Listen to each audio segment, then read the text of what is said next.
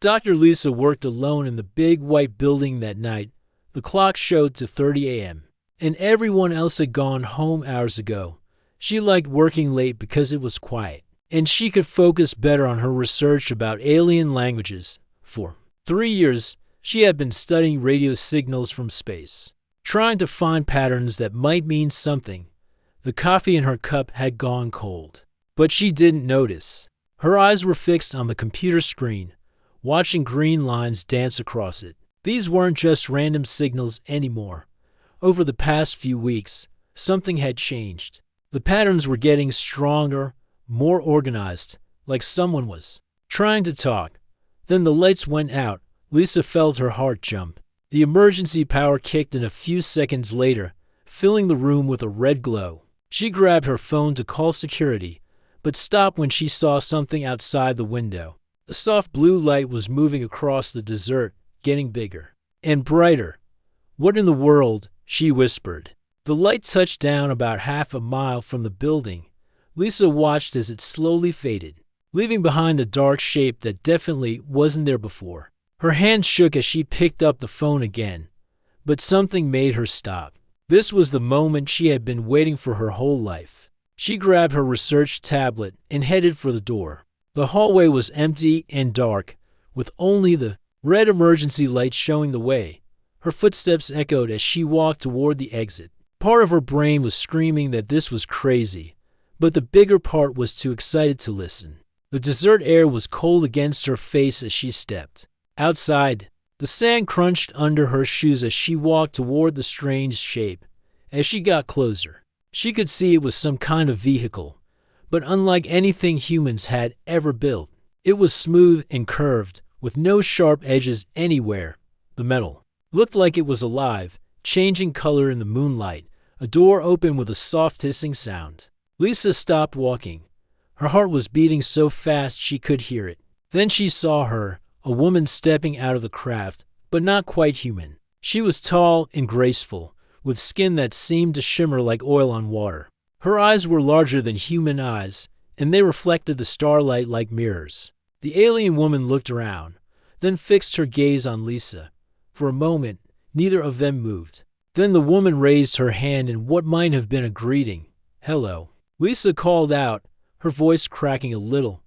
The woman tilted her head, studying Lisa carefully. When she spoke, her voice was clear, but strange, with an accent unlike anything Lisa had ever heard. "You speak the wave sounds," she said slowly, pointing at Lisa's tablet. "I'm Zara. I come from the star place called Alteria." Lisa felt dizzy with excitement. This was really happening. After years of listening to space signals, she was actually talking to someone from another world. "I'm Lisa," she said, trying to keep her voice steady. "I'm a scientist. I study languages from space." Zara's eyes brightened with what looked like understanding. She stepped closer, and Lisa noticed she moved differently than humans, more like she was floating than walking. "You understand the between-world speaking?" Zara asked. "I try to," Lisa replied. "I've been listening to signals from your people for years." Zara looked surprised and pleased. She gestured toward the research building. "We go inside. I have important things to show you." Lisa nodded and started walking back. Zara followed, but she kept looking around nervously, as if she expected something bad to happen. When they reached the building, Lisa used her security card to open the door. The conference room was small but comfortable, with a long table and several chairs. Lisa gestured to one of the chairs, but Zara just stared at it like it might bite her. "Please sit down," Lisa said, pointing to the chair again. Zara examined the chair carefully, running her fingers along its edges. Then she looked at Lisa's tablet, which was sitting on the table. "Take off this," Zara said suddenly, pointing at the tablet. "I'll sit on it." Lisa blinked in confusion. "I'm sorry. What? Take off this thing?" Zara repeated, her voice getting more urgent. "I must sit on it. This is very important." Lisa looked at her tablet, then back at Zara. The alien woman seemed completely serious about this strange request. The tablet contained 3 years of Lisa's work, all her research, her notes, her theories about alien communication. It was the most important thing she owned. But looking at Zara's face, Lisa could see this wasn't just a weird request. There was something desperate in those large, shimmering eyes, something that said this was a matter of life and death. "Okay," Lisa said slowly, picking up the tablet. "But can you tell me why?" Zara's relief was obvious. "In my world, when two people want to trust completely, one sits on the other's most precious work tool. It creates a bond, a connection. I have an important message for your people, but first, we must have this trust." Lisa felt her breath catch. This wasn't just about sitting on something.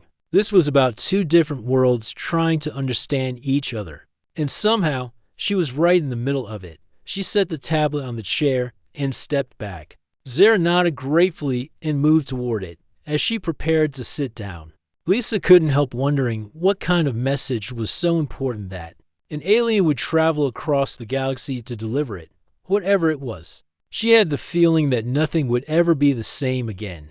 As Zara carefully lowered herself onto Lisa's tablet, something amazing happened. The device began to glow with a soft purple light that neither of them expected. Lisa watched in wonder as strange symbols appeared in the air above the tablet, floating like tiny stars. "What's happening?" Lisa whispered, afraid to speak too loudly and break whatever magic was occurring. Zara closed her eyes and took a deep breath. When she opened them again, they were glowing the same purple color as the tablet. "The connection is beginning," she said, and her voice sounded different now, clearer and more musical. "Your device is learning my thoughts, and I am learning yours." Lisa felt a strange tingling in her mind, like someone was gently touching her thoughts. It wasn't scary, just different. She could sense Zara's emotions, worry, hope, and something else that felt like homesickness. "I can feel your sadness," Lisa said softly. "You're far from home." Zara nodded, and a tear-like drop of silver liquid rolled down her cheek. "My people are in great danger. I came here not just to meet your kind, but to ask for help. But first, I needed to know if humans could be trusted." Before Lisa could ask what kind of danger, loud voices echoed through the hallway outside. Heavy footsteps were getting closer, and Lisa heard someone shouting orders. "Dr. Chen, this is Agent Morrison with government security. We know you're in there. Step away from the alien and keep your hands visible." Lisa's heart sank. How did they find out so quickly? She looked at Zara, who had gone very still, like a deer that sensed danger. "They found us," Lisa said. "I'm sorry. I don't know how they knew."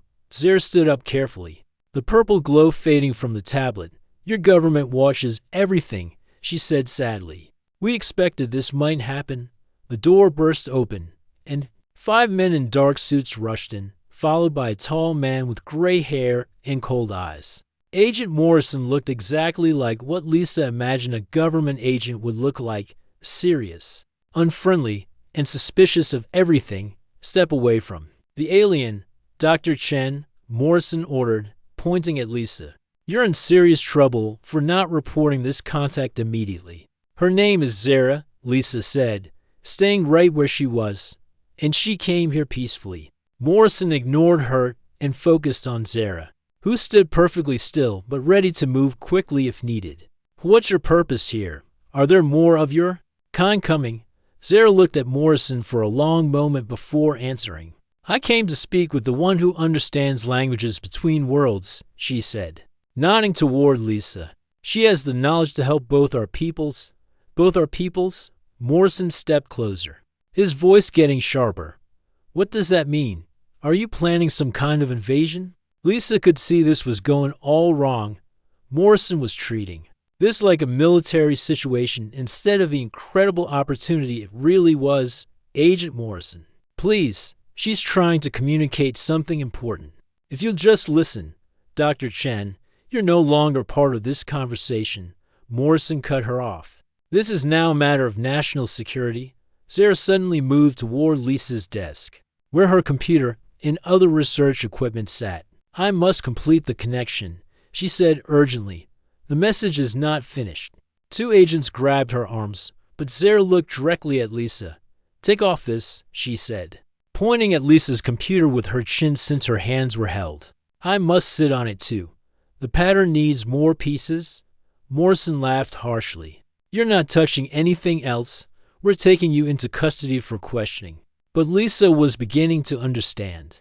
The ritual wasn't just about trust. It was about communication. Zara needed to connect with multiple devices to send her complete message. The tablet had been just the beginning. Wait, Lisa said, stepping toward her computer. I think she's trying to tell us something important through our technology. Each device might hold a different part of the message. Don't touch that computer. Morrison warned. For all we know, she's trying to hack into our systems. Zara's eyes met Lisa's across the room. In that moment, Lisa felt the connection they had started. She could sense Zara's desperation, her fear that the message wouldn't get through. There was something coming, something that threatened both their worlds, and only together could they face it. Please, Zara said to Morrison, her voice full of emotion, your world is in danger. My world is in danger. I came here to save both. But I need the language knower to help me complete the speaking. Morrison looked back and forth between them, clearly unsure what to believe. The other agents waited for his orders, their hands resting on their weapons. Lisa made a decision that would change everything. She reached for her computer keyboard, determined to help Zara complete her message, no matter what the consequences might be. The moment Lisa's fingers touched the keyboard, everything changed. Morrison shouted for her to stop, but it was too late.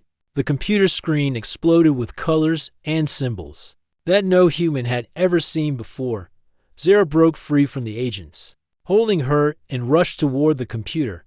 I'll sit on it, she declared. And before anyone could stop her, she placed herself carefully on the keyboard. The entire computer setup began to hum with energy, and the room filled with a soft, warm light. Lisa felt the mental connection with Zara grow stronger. Images flashed through her mind, not her own memories, but Zara's. She saw beautiful crystal cities under purple skies, and then she saw them being destroyed by massive rocks falling from space. Oh my goodness, Lisa gasped, the asteroids. They're coming here too. Morrison and his agents backed away as holographic images appeared above the computer. They showed space, with Earth on one side and a distant planet on the other. Between them, a huge field of deadly rocks was moving through space, destroying everything in its path. What is that? Morrison demanded, his tough attitude cracking as he stared at the impossible display. Zara's voice seemed to come from everywhere at once as she connected more deeply with the computer. The rock storm that killed many of my people's homes, it moves toward your world now. My ship's instruments show it will reach Earth in 30 of your days. Lisa felt sick to her stomach. An asteroid field that could destroy planets was heading straight for Earth, and they had only a month to do something about it. But why was Zara telling them this? Your people have the power to stop this, Morrison asked, and for the first time, he sounded more curious than angry. Not alone, Zara replied, and your people cannot stop it alone either. But together, with the knowledge sharing I'm trying to complete, both worlds might survive. The hologram changed, showing technical diagrams that hurt Lisa's eyes to look at directly. They were incredibly complex, showing some kind of energy weapon or deflection system that was far beyond anything humans had built. She's trying to give us the technology, Lisa realized, but she needs our computer systems to translate it into something we can understand. Morrison looked around the room at his agents, who were all staring at the floating images with their mouths open. None of them had been trained for anything like this. How do we know this isn't some kind of trick? Morrison asked, but his voice had lost most of its suspicion. How do we know you're not planning to attack us yourself? Zara turned to look at him, and Lisa could see tears of that strange silver liquid on her face. Because my home world is already gone, she said quietly. The rock storm destroyed 3 of our planets before I escaped. I am one of the few survivors. Of my people, I have no army, no weapons. Only this ship and the knowledge that might save your world from the same fate. The room went completely silent, except for the humming of the connected devices. Lisa felt Zara's grief and loneliness through their mental link. This wasn't an invader or a conqueror. This was a refugee, the last of her kind, trying to save the only other intelligent life she had found. I need more connection points, Zara said urgently. The main computer system of this building. The information is too large for these small devices. Morrison shook his head. Absolutely not. That computer controls sensitive government information. I can't let you access it. But Lisa was already moving toward the main control panel. The connection with Zara had shown her something that Morrison couldn't see. There wasn't time for bureaucracy and security concerns. There wasn't time for fear and suspicion. There was only time to trust or die. Dr. Chen, I'm ordering you to step away from that panel, Morrison called out. Lisa turned to face him. Agent Morrison, in about 30 days. None of your security concerns are going to matter if we're all dead. Zara isn't our enemy. She's our only hope. Zara managed to stand up from the computer and walk slowly toward the main panel. Please, she said to Morrison, let me show you the complete truth. Let me sit on your great machine and share everything I know. Then you can decide if you trust me. Morrison looked at his agents, then at the still glowing holographic display showing the approaching asteroid field. Lisa could see him struggling with the biggest decision he would ever make. If I let you do this, he said finally, and you're lying to us, you could destroy our entire defense network. Zara nodded sadly. Yes, and if you do not let me do this, the rock storm will destroy your entire world.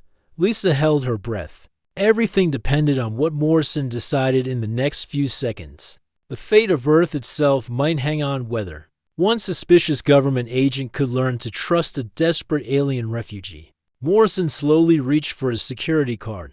God help us all, he muttered, and unlocked the main computer system. The main computer system was massive, taking up an entire wall of the control room. As Zara approached it, Lisa could feel the aliens' exhaustion through their mental connection. Whatever this communication process was doing to her, it was draining her strength with each device she connected to. Are you okay? Lisa asked, reaching out to steady Zara as she swayed slightly. Zara managed a weak smile. The knowledge sharing takes much energy, but this is the final piece. After this, your people will have everything they need. Morrison watched nervously as Zara placed her hands on the main control panel. What exactly are you going to show us? The complete truth, Zara replied. Then she settled herself carefully onto the control surface, and the entire room was suddenly filled with blinding light. Lisa felt like her mind was expanding beyond her skull. Images, sounds, and feelings that weren't her own rushed through her thoughts. She saw Zara's home world as it had been, beautiful beyond imagination, with cities that looked like they were made of living crystal, and forests where the trees sang in harmony. Then came the darkness. The asteroid field approaching like a wall of death, too large and too fast for Zara's people to escape. Lisa experienced Zara's horror as she watched her world being torn apart, felt her desperate flight through space in a damaged ship, searching for anyone who might help. But there was more. Mixed in with Zara's memories were technical blueprints, mathematical formulas, and scientific principles that made Lisa's head spin. The knowledge of how to build deflection shields, how to redirect massive objects in space, how to save a world from complete destruction. Morrison and his agents were seeing it too, their eyes wide with shock as the information flowed directly into their minds. One of the younger agents fell to his knees, overwhelmed by the sheer amount of data. This is incredible, Morrison whispered. But how do we know it will work? Through their connection, Lisa felt Zara's sadness deepen. Because we tried it on my world. We built the great deflectors, but we started too late. We saved 2 of our planets, but lost for others. Your world still has time, but not much. The holographic displays around the room now showed detailed construction plans for massive space-based deflection arrays. They were incredibly complex, requiring technology that humans hadn't even dreamed of. But somehow Lisa understood that it was possible. The knowledge Zara was sharing bridged the gap between alien science and human engineering. How long do we have to build these things? Morrison asked, studying the floating blueprints. 28 of your days until the first rocks reach your atmosphere, Zara replied, her voice getting weaker. The The main swarm will arrive 3 days after that. Lisa did the math in her head and felt sick. Even with Zara's technology, building something this massive in less than a month seemed impossible. Can it be done? Can we really build these in time? As Zara closed her eyes, and Lisa felt waves of pain coming through their connection. The alien woman was pushing herself to her limits to complete the knowledge transfer. Not alone, Zara said, but I am not the only survivor of my people. There are 7 others scattered across the galaxy in ships like mine. When they receive the signal that the knowledge has been successfully shared, they will come to help. Morrison stepped closer. 7 others? Are they all willing to help us? They are all that remains of a civilization that once spanned 12 worlds, Zara replied. They will come because saving your world means we are not alone in the universe anymore. It means both our peoples can survive together. The implications hit Lisa all at once. This wasn't just about saving Earth from an asteroid field. This was about the species joining forces, sharing knowledge and resources to build something neither could create alone. It was the beginning of a true partnership between worlds. But something was wrong. Zara's silver tears were flowing more freely now, and she was shaking with exhaustion. The connection between them felt strained, like a rope about to snap. Zara, you need to stop, Lisa said urgently. This is killing you. Almost finished, Zara whispered. Just need to send the signal to my people. They must know the knowledge transfer is complete. She pressed her hands more firmly against the control panel, and the lights in the room flickered. Sparks flew from several computer terminals, and alarm bells started ringing throughout the building. The system can't handle much more, Morrison warned. You're overloading everything. But Zara couldn't hear him anymore. Her eyes had rolled back, showing only white, and her whole body was glowing with the same purple energy as the computers. Lisa could feel her pain through their mental link, a burning sensation like her mind was on fire. She's dying, Lisa realized, with horror. The knowledge transfer is too much for her. Morrison looked torn between protecting his equipment and saving the alien, who might be humanity's only hope. What do we do? Lisa made a decision that would haunt her for the rest of her life. She grabbed Zara's hands, joining herself fully to the connection. If sharing the knowledge was killing Zara, maybe sharing the burden would save her. The moment their hands touched, Lisa felt like lightning was flowing through her body. The pain was incredible, but Lisa held on. She could feel Zara's relief as the burden of the knowledge transfer was shared between them.